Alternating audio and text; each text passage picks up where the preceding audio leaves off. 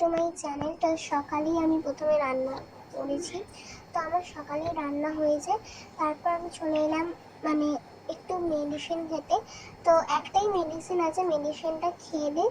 তারপর আমি আবার রান্নাটা কমপ্লিট করে একটু চা করব। তো এখন একটু মেডিসিনটা খেয়ে চাটা করে নিয়ে চলে এলাম।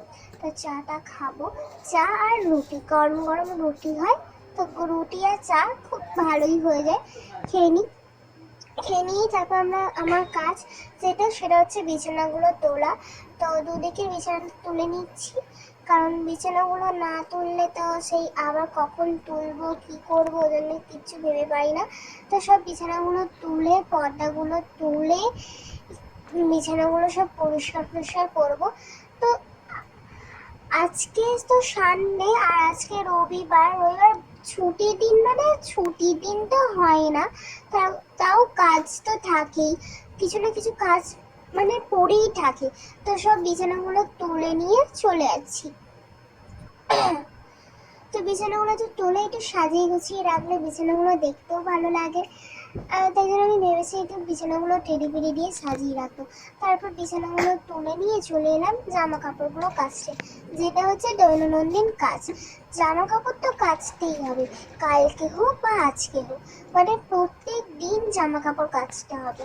তো আমি একটু জামা কাপড়গুলো ভাবছি একটু ধুপে কাচবো, তাই জন্য আমি একটু ধুপে কেচে নিয়ে ছাদে চলে এলাম। ছাদে জামা কাপড়গুলো খেলিয়ে দিচ্ছি। আর আজকেও রোদ্দুরটা বেশ ভালো। কালকে তো দেখেছিলে, কালকে ব্লগটাও তোমরা দেখেছিলে, কালকে যা রোদ্দুর দিয়েছিল, কালকেও সব জামা কাপড় শুকিয়ে গেছে, আজকেও সব জামা কাপড় শুকিয়ে যাবে। তো সব জামা কাপড়গুলো আমি খেলিয়ে দিচ্ছি। ওয়েদারটাও বেশ ভালো আছে। এইরকম ওয়েদার যদি থাকে সব কাজকর্মগুলো তাড়াতাড়ি হয়ে যায়। তো জামা কাপড়গুলো খেলে নিলাম। আর আমাদের কলতলায় না প্রচুর রোদ্দুর পড়ে, ওই জন্য আমি এখন বাসন মাজি না, সেই যখন রোদ্দুরটা কমে যাবে তারপর বাসনটা মাজি। ওই জন্য এখন এই ঘরটা চলে এলাম, ঘরটা একটু ঝাড় দিয়ে দিই, কারণ একটু পরেটা মুছবো। আর মোছাটা একটু না ঝেড়ে নিলে কি বলতো ময়লাগুলো থাকে, ওই জন্য ময়লাগুলো থাকার জন্য মুছতে পারি না। ওই সবগুলো মুছে নিচ্ছি, আলমারি, তারপর ওই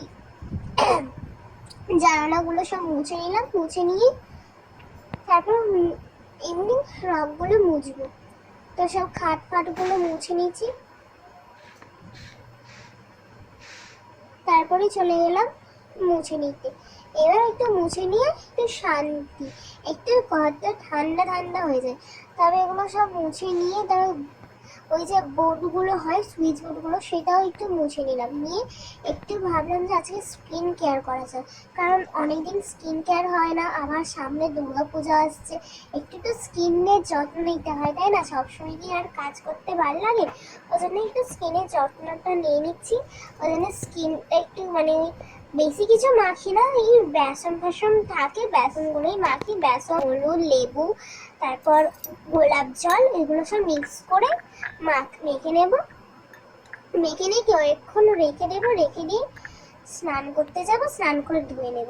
তো একটু একটু জল দিয়ে মাখছি, কারণ বেশি একটু গাঢ় বা একটু ঘন করে বাটলে ভালো হয়। তো এটা মেখে নেব।